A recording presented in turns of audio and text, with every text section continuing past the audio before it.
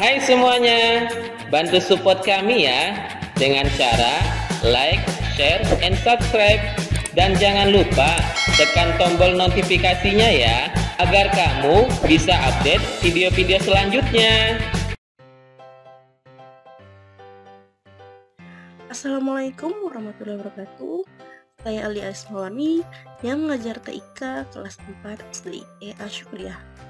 Kali ini kita akan belajar perkembangan TIK masa lalu, masa kini, dan masa akan datang. Alangkah baiknya sebelum belajar kita berdoa terlebih dahulu. Bismillahirrahmanirrahim. Rabbi zidni ilman warzuqni fahma. Amin ya rabbal alamin.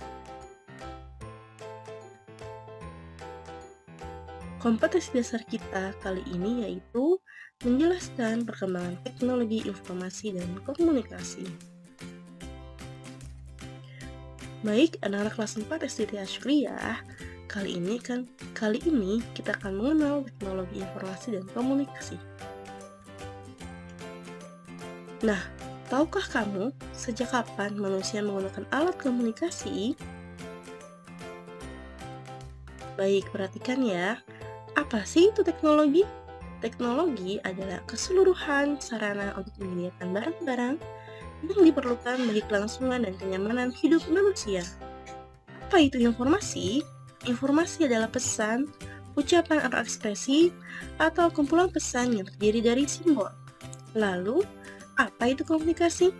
Komunikasi adalah suatu proses di mana seseorang atau beberapa orang, kelompok, organisasi, dan masyarakat menciptakan dan menggunakan informasi agar terhubung dengan lingkungan dan orang lain. Perhatikan di bawah ini, ada kode Morse atau sandi Morse.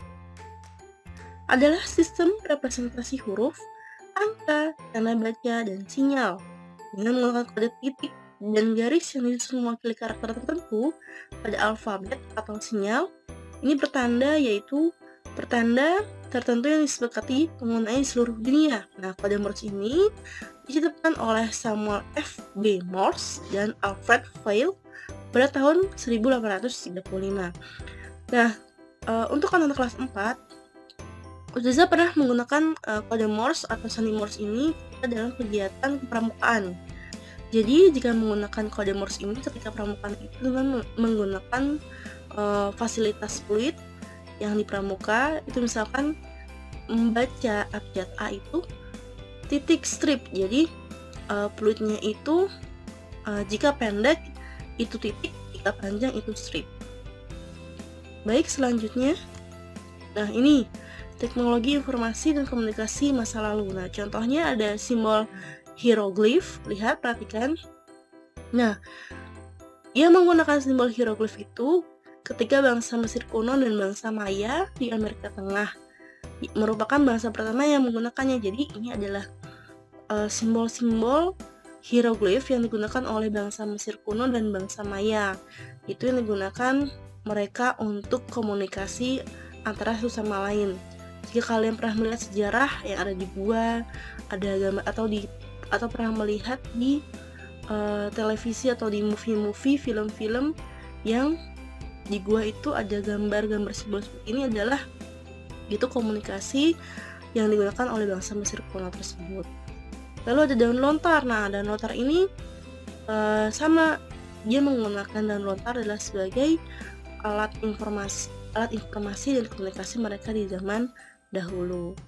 Ada juga nih daun papyrus. Nah, daun papyrus ini adalah gambar yang dibuat oleh bangsa Mesir kuno. Sama, ini adalah daun yang digunakan untuk komunikasi pada saat itu ya, anak-anak kelas 4. Teknologi informasi dan komunikasi masa kini sampai sekarang. Yang pertama, surat. Nah, surat ini kalau pada masa lalu itu harus diantar dengan kuda atau kapal. Nah, surat ini biasa digunakan untuk komunikasi yang tidak terlalu jauh, serta semakin jauh jaraknya memerlukan waktu yang semakin lama hingga beberapa hari. Tapi setelah ada surat elektronik, yaitu email, nah alat komunikasi ini yang dapat mengirim pesan secara cepat dan jarak jauh. Jadi tidak memakan waktu sampai beberapa hari lagi. Yang terpenting ada koneksi internetnya. Bisa juga dengan telegraf. Nah, telegraf ini adalah teknologi untuk mengirimkan pesan melalui jaringan kabel listrik atau gelombang radio. Telegraf ini kemudian digantikan dengan alat yang semakin modern seperti telepon.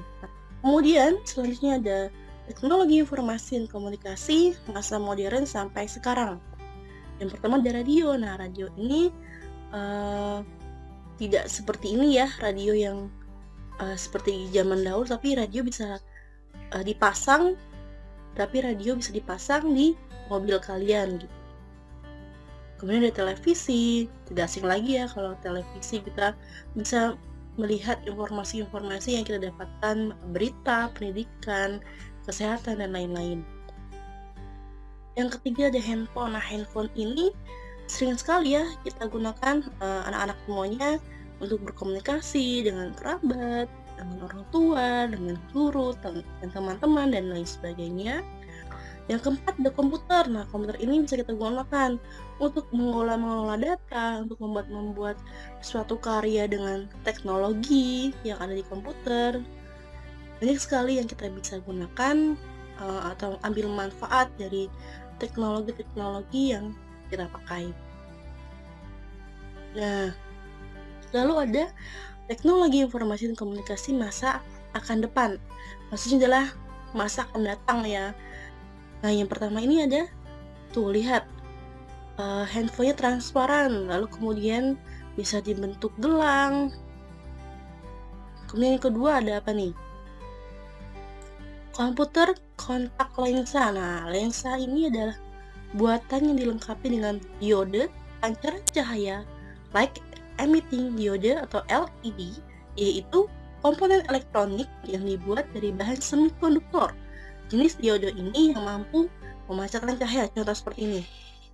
Nah, kalau kalian pernah nonton film yang dia bisa melihat dengan lensa gitu ya, dengan kotak lensa ini, itu adalah program. Jadi kotak lensa ini diprogram oleh komputer untuk bisa memberikan atau memunculkan informasi-informasi yang dibutuhkan dengan pancaran cahaya.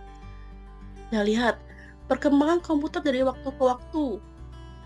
Ada Apple I dari mulai 1976, Apple II, Apple III, Apple Lisa, ada Macintosh, ada Apple II GS, Macintosh II, Power Mac, ada iMac tuh. Bentuk-bentuknya komputer berbeda-beda ya setiap zamannya. Ada iMac G4, ada iMac G5, ada iMac Unibody. Nah, ini ya perkembangan komputer dari waktu ke waktu. Nah, dari 2009 sampai sekarang banyak sekali teknologi-teknologi yang sangat canggih ya anak-anak, yang kalian bisa ambil manfaatnya lebih banyak. Baik, alhamdulillah alamin. Terima kasih. Mohon maaf lahir dan batin dari Ustazah jika ada ucapan-ucapan yang tidak berkenan di hati kalian. Ustazah pamit. Wassalamualaikum warahmatullahi wabarakatuh.